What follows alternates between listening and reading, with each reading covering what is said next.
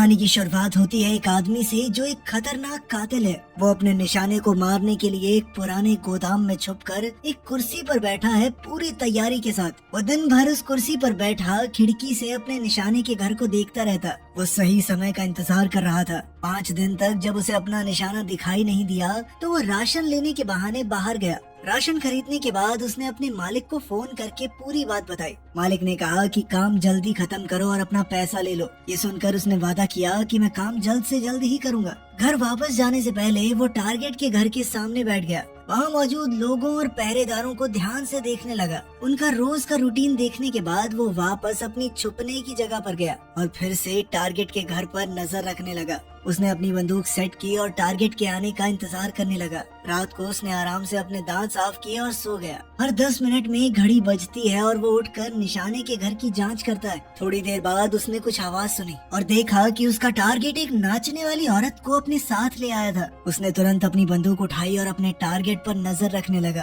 Target को अब तक कुछ भी पता नहीं था। वो औरत उसके सामने नाचने लगी। कातिल ने सोचा कि जैसे ही उसका टारगेट सोफे पर बैठेगा वो गोली चला देगा, पर जैसे ही उसने गोली चलाई नाचने वाली वो औरत अचानक से टारगेट के सामने आ गई और गोली उसे लग गई। वो वहीं मारी गई। उसने फिर से गोली चलाने की कोशिश की लेकिन पहरेदारों ने खिड़की बंद कर दी थी और उसका निशाना चूक गया था। अपना ये मिशन फेल होता देख उसने तुरंत बंदूक को बोरी में रखा, पूरी जगह की साफ सफाई की और भाग गया। फिर अपने एक इलेक्ट्रिक स्कूटर पर बैठकर वो वहाँ से निकल गया। पुलिस को गुमराह करने के लिए उसने रास्ते में कुछ सामान फेंक दिया और फिर दूर निकल गया। कुछ दूर जाकर उसने वो इलेक्ट्रिक स्कूटर भी छोड़ दिया और अब पैदल चलने लगा। चलते चलते उसने अपना हेलमेट भी नदी में फेंक दिया और जल्दी से एक राशन की दुकान के बाथरूम में गया। वहाँ उसने अपना चेहरा साफ किया, दाढ़ी काटी, कपड़े बदले और फिर पूरे बाथरूम को साफ कर दिया ताकि कोई निशान न रहे। फिर उसने एक गाड़ी बुलाई और सीधा एयरपोर्ट चला गया। एयरपोर्ट पर पहुंचकर उसने बंदूक को कचरे के डब्बे में डाल दिया और हवाई जहाज की टिकट लेने के लिए लाइन में लग गया।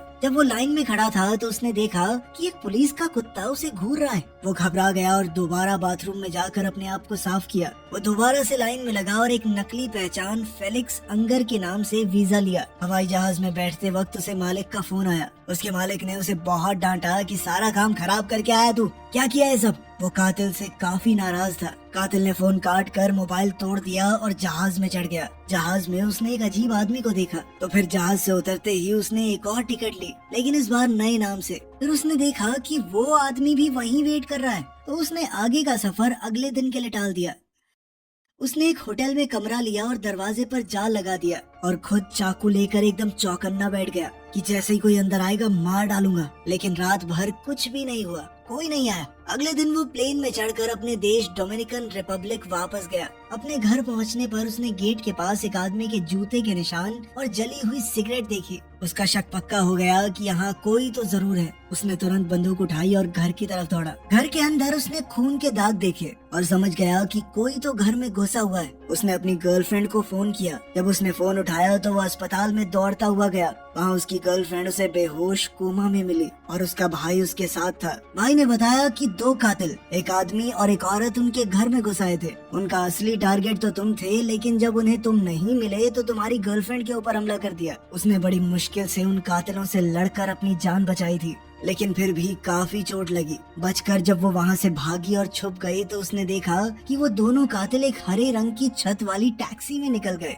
इस पूरी घटना को समझने के बाद कातिल ने फैसला किया कि वो रात भर अपनी गर्लफ्रेंड की देख रेख करेगा। थोड़ी देर बाद लड़की बेहोशी से जाग गई और उसे सब कुछ बताया। उसने बताया कि वो दोनों कातिल मुझे पकड़कर टॉर्चर कर रहे थे, तुम्हारे बारे में जानकारी निकलवाना चाहते थे। मैंने भी दर्द सह लिया लेकिन कुछ बताया नहीं। अपने प्यार को इस हालत में देखकर उसका दिल भर आया और उसने फैसला किया कि बदला तो लेकर रहेगा। उसी रात उसने घर लौटकर अपने छुपाए हुए हथियारों का डब्बा निकाला। अगले दिन वो शहर में गाड़ी चलाकर उस टैक्सी को ढूंढने लगा जो दोनों कातिलों को लेकर गई थी। उसकी गर्लफ्रेंड के भाई ने बताया था कि टैक्सी की छत हरी थी, तो वो पूरे शहर में ऐसी टैक्सी को ढूंढने लगा। पूरे दिन की तलाश के बाद भी जब वो टैक्सी नहीं मिली तो उसने एक और नया तरीका निकाला। उसी रात वो टैक्सी कंपनी के ऑफिस में गया और मैनेजर को बंदी बना लिया। फिर वो उनके कंप्यूटर में लॉगिन करके उस टैक्सी ड्राइवर का पता लगाने लगा जो दोनों कातिलों को उसके घर से ले गया था। टैक्सी ड्राइवर की जानकारी मिलते ही वो उसकी फाइल लेकर चला गया।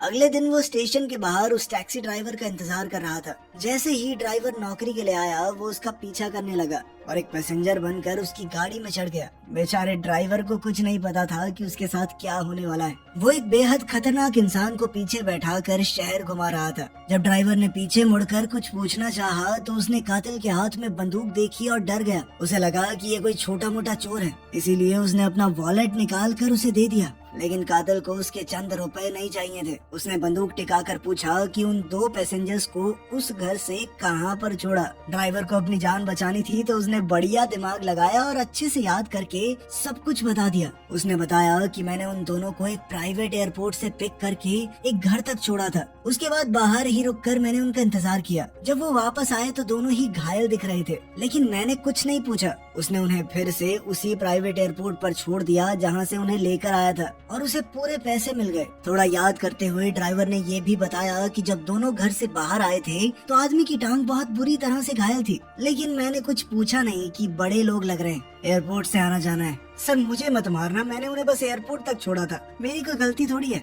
इसके बाद कातिल ने कहा कि मुझे एक सुनसान जगह पर ले चलो। ड्राइवर ने कहा कि आपको जो भी पूछना है मैं बताने को तैयार हूँ, मुझे मारना मत। लेकिन अचानक कातिल ने उसे मार दिया और वहाँ से निकल गया। इसके बाद कातिल ने अपनी एक और नई पहचान बनाई, जिसकी मदद से वो हवाई जहाज की टिकट लेकर न्यू ऑर्लिन्स चला गया ताकि वो उन दोनों कातिलों को ढूंढ सके जिन्होंने उसकी गर्लफ्रेंड को चोट पहुंचाई है। न्यू ऑर्लिन्स पहुंचकर उसने एक बस किराए पर ली और खुफिया स्टोरेज यूनिट तक जाकर कुछ बंदूक और नया आइडेंटिफिकेशन कार्ड निकाल लिया। फिर उसने बस की नंबर प्लेट बदल दी और एक सफाई कंपनी के पास जाकर सफाई कर्मचारी बन के काम करने लगा। उस कंपनी में रजिस्टर करने के बाद उसे कुछ सामान दिया गया। कंपनी से वो सामान लेकर वो अपने मालिक की कंपनी के सामने पहुंच गया और सोचा कि अंदर घुसने के लिए सफाई करने का बहाना परफेक्ट रहेगा। जब वो बाहर खड़ा था तो उसे पता चला कि अंदर जाने के लिए एक पास चाहिए, तो उसने बिल्कुल सही मौके का इंतजार किया। जब माल ले जाने वाली गाड़ी आई तो उसके दिमाग में ख्याल आया। उसने अपना कचरे का डब्बा निकाला और दरवाजे की तरफ जाते हुए ऐसे दिखाया कि ये डब्बा तो बहुत भारी है और इस डब्बे को उठाने में उसे बहुत दिक्कत हो रही है। डिलीवरी वाले को लगा कि ये आदमी अपना पास कैसे निकालेगा, तो उसकी मदद करने के लिए उसने गेट पर अपना पास लगा दिया और लिफ्ट को ऑपरेट करने में भी मदद की। अंदर जाकर कातिल ने सफाई कर्मचारी होने का नाटक किया और कुछ देर बाद डिलीवरी वाला वहाँ से चला गया। फिर उसने अपनी बंदूक निकाल ली और अपने मालिक के दफ्तर में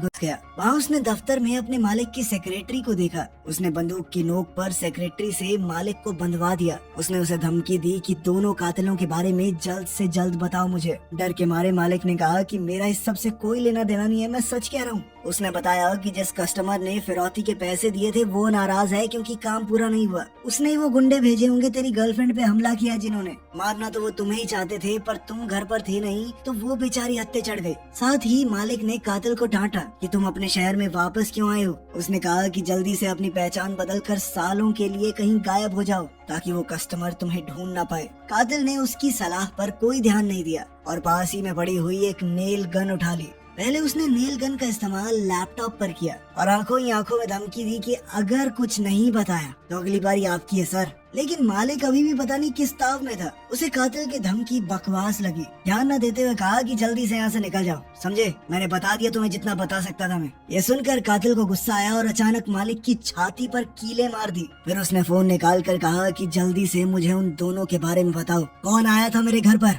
तभी मैं एम्बुलेंस को फोन करूंगा वरना ऐसे ही मर जाएगा, समझा? लेकिन बात वहाँ तक पहुँची ही नहीं। वो बूढ़ा आदमी बेचारा फटाफट मर गया। कोई जानकारी देने का टाइम ही नहीं मिला उसे। निराश होकर कातिल ने सोचा कि अब सेक्रेटरी को भी मार देना चाहिए, बिना बात के सबूत क्यों छोड़ना है। लेकिन सेक्रेटरी ने जल्दी से उसका इरादा समझ लिया और एक डील उसके सामने रखी। उसने कहा, मैं जानती हूँ तुम मुझे जिंदा तो नहीं छोड़ोगे, लेकिन मेरी लाश को एक ऐसी जगह छुपाना जहाँ वो आसानी से मेरे परिवार को मिल जाए, ताकि कम से कम लाइफ इंश्योरेंस का पैसा क्लेम कर सकें वो। मैं तो चली जाऊंगी लेकिन उन्हें थोड़ा पैसा तो मिले। इसके बदले में वो दोनों कातिलों की पहचान बताएगी। उसकी सिर्फ ये शर्त थी कि लाइफ लाइफ इंश्योरेंस का पैसा उसके बच्चों को मिल जाना चाहिए। अगर वो उसे मार कर इस घटना को हादसा दिखा दे तो पैसे आसानी से मिल जाएंगे। कातिल इस बात से राजी हो गया, उसकी रस्सियां खोल दी और उसे फिलहाल के लिए छोड़ दिया। फिर उसने मालिक की लाश को लपेटकर अपने कचरे के डब्बे में डाल दिया। ऑफिस साफ करने के बाद वो सेक्रेटरी के पीछे पीछे चल पड़ा। जब वो उसके घर जा रहे थे तो सेक्रेटरी ने अपनी जान की भीख मांगनी शुरू कर दी। उसने कहा कि तुम जो कहोगे मैं करूंगी, प्लीज मेरी जान बख्श दो। पर कातिल ने उसकी बात पर ध्यान नहीं दिया। जब वो गैराज खोलने गया तो सेक्रेटरी ने चिल्लाकर भागने की कोशिश की ताकि कोई उसे सुन ले, बचा सके, लेकिन किसी ने नहीं सुना। कातिल ने बड़ी आसानी से उसका गैराज खोला और गाड़ी अंदर ले गया। अंदर जाकर सेक्रेटरी ने उसे उन 2 कातिलों के बारे में बताया और एक पोस्ट कार्ड दिखाया जिसमें लिखा है कि किसने उसकी मौत का ऑर्डर दिया था। जरूरी जानकारी मिलने के बाद उसने औरत की गर्दन तोड़ दी और सीढ़ियों से नीचे धक्का दे दिया ताकि लोगों को लगे कि उसकी मौत एक एक्सीडेंट है और उसके बच्चों को इंश्योरेंस के पैसे मिल जाएं। इसके बाद वो स्टोरेज यूनिट में गया और अपने हैंडलर की लाश जला दी। फिर उसने एक ब्रिज पर जाकर बची खुची राख को हवा में उड़ा दिया। किसी को उस पर बिल्कुल भी शक नहीं हुआ। उस रात उसने बस को अच्छी तरह से साफ किया, वो नकली नंबर प्लेट फेंक दी और फिर अगले दिन बस रेंटल कंपनी को वापस कर दी। फिर वो सीधा फ्लोरिडा गया उन 2 कातिलों को ढूंढने के लिए जिन्होंने उसकी गर्लफ्रेंड को टॉर्चर किया था। वहाँ जाकर उसने सोचा कि पहले उस आदमी कातिल को ढूंढता हूँ, बाद में उस औरत की बारी। उसने ध्यान से मेल किलर का घर देखा जहाँ कुछ आदमी एक कुत्ते के साथ खेल रहे थे। उनमें से एक आदमी को उसने पहचान लिया क्योंकि वो थोड़ा लंगड़ा रहा था। उसने पूरा दिन घर के बाहर सही वक्त का इंतजार किया। शाम को उसने देखा कि वो लोग कसीनो जा रहे हैं तो वो उनके पीछे गया और उन्हें देखता रहा। फिर वो रात में वापस किलर के घर आया, लगभग 12 बजे। इस वक्त कातिल अकेला घर पर आया। जैसे ही वो अंदर गया बदले का प्लान शुरू हो गया, लेकिन कुत्ता अचानक उसे देखकर भौंकने लगा। उसने कुत्ते को कुछ खाने को दिया जिसके अंदर नशीली दवाई थी ताकि कुत्ता सो जाए। कुत्ते के सोने के बाद वो घर के अंदर घुस गया और अचानक से किलर ने उस पर हमला कर दिया। उस किलर ने भी पहले से अंदाजा लगा लिया था कि वो बदला लेने जरूर आएगा। दोनों में जबरदस्त लड़ाई हुई। दोनों एक के बाद एक दूसरे पर वार करते जा रहे थे, लेकिन आखिर में जब कातिल उस आदमी पर भारी पड़ने लगा तो ये देखकर उसने बंदूक निकाल ली, लेकिन हमारा कातिल एक कमरे में छुप गया। उसने कमरे से चिल्लाकर कहा कि जॉन, मैं तुम्हारा असली नाम जानता हूँ, आ जाओ, मार दो मुझे, कर दो सारे सबूत खत्म। जॉन ने भी उसका चेहरा देख लिया था तो वो कमरे की तरफ बढ़ा और कातिल ने बड़ी चालाकी से बंदूक उठाई और दरवाजे के आर पार गोली चला दी, जिसके बाद जॉन मारा गया। गोली की आवाज सुनकर कुत्ता जाग उठा और अपने मालिक को बचाने के लिए भागा, लेकिन कातिल तब तक घर से निकल गया था और कुत्ते को उसने गैराज में ही बंद कर दिया। उसने एक पेट्रोल बम जलाकर घर की तरफ फेंक दिया, जिससे पूरे घर में आग लग गई और बहुत बड़ा धमाका हुआ। इसके बाद वो टेरेसा नाम की उस औरत के पीछे गया जिसका उसकी गर्लफ्रेंड को टॉर्चर करने में हिस्सा था। जल्द ही वो एक झूठी पहचान के साथ फ्लाइट पकड़कर न्यूयॉर्क पहुंच गया। वहां जाते ही उसने एक गाड़ी रेंट की और टेरेसा के घर तक गया। उसने पूरा दिन बाहर इंतजार किया सही वक्त के लिए। रात को उसने देखा कि टेरेसा घर से निकली और एक महंगे रेस्टोरेंट में गई। उसके साथ एक आदमी भी था। जैसे ही वो आदमी वहाँ से गया, कातिल अंदर घुस गया। टेरेसा ने उसे पहचान लिया और समझ गई कि वो उसे मारने आया है। उसने एक बहुत महंगी ड्रिंक ऑर्डर की और पूछा कि क्या तुमने अपने हैंडलर को मार दिया? कातिल ने सिर्फ हाँ में सर हिला दिया। उस औरत ने ड्रिंक ली और कहने लगी कि मैंने सब कुछ क्लाइंट के कहने पर किया है, मेरा तुमसे या तुम्हारी गर्लफ्रेंड से कोई पर्सनल बैर तो है नहीं। उसने कहा कि मैं तो टॉर्चर के खिलाफ थी, मेरा सीधा था, मैं सिर्फ तुम्हें मारने आई थी, पर जब तुम नहीं मिले तो जो मेरा साथी था उसने तुम्हारी गर्लफ्रेंड को टॉर्चर किया। ये सब सुनने के बाद भी कातिल ने कहा कि मैं तुम्हें छोड़ूंगा तो नहीं। इसके बाद टेरेसा उसके साथ चल दी एक सुनसान पार्क की तरफ ताकि ये फैसला किया जा सके कि उनमें से कौन जिंदा रहेगा। सीढ़ियां उतरते हुए वो गिर गई और अपना हाथ उसकी तरफ मदद के लिए बढ़ाया, लेकिन कातिल ने उसका हाथ नहीं पकड़ा। उसने सीधा उस पर गोली चला दी। उसका शरीर सीधा सीढ़ियों से नीचे गिर गया। टेरेसा कभी भी उसके ऊपर हमला कर सकती थी। उसने अपने हाथ में एक छुरी छुपा रखी थी। खैर कातिल ने तुरंत पार्क छोड़कर शिकागो की फ्लाइट पकड़ी ताकि अब वो उस क्लाइंट को मार सके जिसने ये सब करने का ऑर्डर दिया था। उस आदमी के बारे में थोड़ी रिसर्च करके उसे पता चला कि वो तो बहुत अमीर है, इसीलिए उसे मारना थोड़ा मुश्किल होगा। इसीलिए वो उस आदमी के घर के बाहर इंतजार करने लगा, उसकी हरकतों पर नजर रखने के लिए। जब वो आदमी गैराज से गाड़ी लेकर निकल गया तो कातिल ने ऐसा दिखाया मानो वो सड़क पर एक आम आदमी की तरह घूम रहा है और मौका देखकर फट से गैराज में घुसने की कोशिश की, लेकिन तभी उसने देखा कि घर का दरवाजा तो बंद है। तो उसने ताले की फोटो ले ली और तुरंत इस बात पर रिसर्च करने लगा कि इस ताले को कैसे खोला जाए। उसने ताला खोलने के लिए एक खास तरह की क्लोनिंग डिवाइस को ऑर्डर किया फिर वो बैंक गया और अपने सारे पैसे एक दूसरे देश के अकाउंट में जेफरसन नाम के एक आदमी को ट्रांसफर कर दिए। इसके बाद वो एक लोकल डीलर से बंदूक खरीदने गया। जब उसका क्लोनिंग डिवाइस आ गया तो उसने उसी फ्लोर पर एक जिम का सेशन बुक किया जहाँ पर क्लाइंट रहता था। एक सफाई करने वाले से वर्कर पास चुरा कर उसने कॉपी बना ली। उसी दिन बाद में वो अपने फर्जी की कार्ड की मदद से बिल्डिंग के अंदर घुस गया और जल्द ही क्लाइंट के कमरे तक जा पहुंचा। क्लाइंट ने उसे पहचाना नहीं और कहने लगा कि तुम कौन हो, यहाँ कैसे घुस आए। कातिल को लगा कि ये बस अनजान बनने की कोशिश कर रहा है, तो कातिल ने सेक्रेटरी का दिया हुआ वो पोस्ट कार्ड दिखा दिया जिस पर सुपारी देने वाले का नाम लिखा था। पोस्ट कार्ड देखकर क्लाइंट को अचानक याद आया कि ये तो वही आदमी है जो पहले टारगेट को मारने में नाकाम हो गया था। जैसे ही उसे याद आया उसने कहा कि मेरा इस सब से कोई लेना देना नहीं है। उसने कहा कि जब तुम्हारा मिशन फेल हो गया था तो मैंने मान लिया कि चलो भाई इंसान से गलती हो जाती है, लेकिन तुम्हारा जो हैंडलर है उसने कहा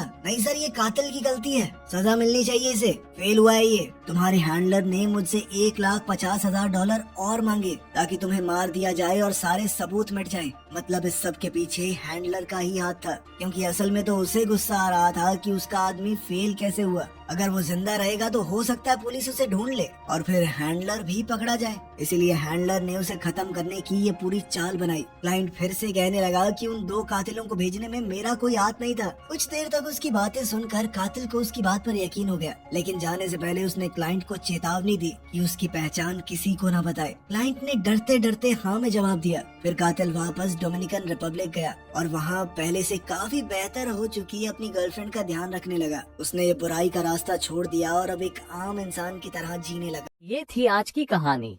अगर पसंद आए हो तो लाइक करें, सब्सक्राइब करें और सिने प्रो इनसाइट के साथ हर कहानी का असली राज जानें।